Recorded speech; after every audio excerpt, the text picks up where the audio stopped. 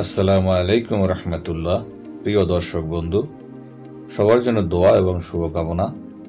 শুরু করতে যাচ্ছি আপন ঠিকানার 148তম অতিথি পাখির ভিডিওটি। এত নির্মমতা, এত নির্দয়া, আমি এই আপন ঠিকানায় এরকম ভিকটিমের বেসিক ভিডিও এত লম্বা হয় যে নির্মমতার গল্প শুনতে শুনতে কতটুকু ভিডিও দেখেছি সেটা আমি নিজেও বলতে পারি না।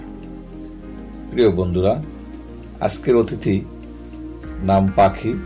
যেমনটি তিনি তার বেসিক ভিডিওতে এসে তথ্য দিয়েছিলেন, মায়ের নাম জোসনা বেগম,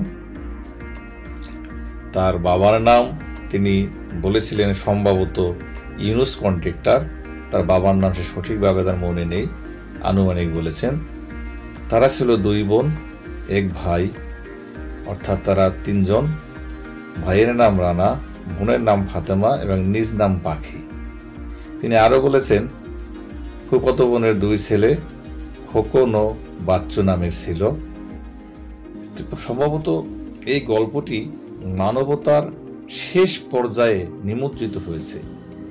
এই মেয়েটির জীবনে কি না ঘটেছে, তারপর হাসি মুখেই বললেন তাদেরকে আমি দোষ দেই না, তাদেরকে আমি ক্ষমা করে দিয়েছি।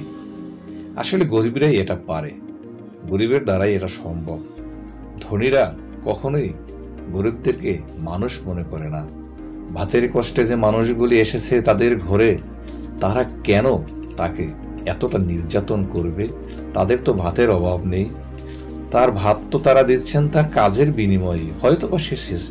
হয়তোবা সে ছিল শিশু, সে বুঝতো না কাজ কিভাবে করতে হয়, তার দায়িত্ববোধ জ্ঞান ছিল না। তাই বলে কি আপনাদের কি কোনো জ্ঞান ছিল না? আপনারা কিভাবে পারলেন এই শিশুটাকে হাত পোড়াতে, গরম রুটি ভাজা তাওয়ায় এই শিশুটিকে কিভাবে হাত পোড়াতে পারলেন আপনারা? দগ্ধ গরম আয়রন দিয়ে অযথা অকারণে নিপীড়ন নির্যাতন করতেন, মারতেন। এটা কোন ধরনের মানবতা আপনাদের? এই ভিডিওতে আর যে কিবরিয়া ভাই একটা কথা বলেছেন যে ইউটিউবাররা যেন তার মাকে ধরে সেই সমস্ত লোকদের পরিচয় বের না করে। আমি কিবরিয়া ভাইয়ের সাথে এখানে আমি দ্বিমত পোষণ করব।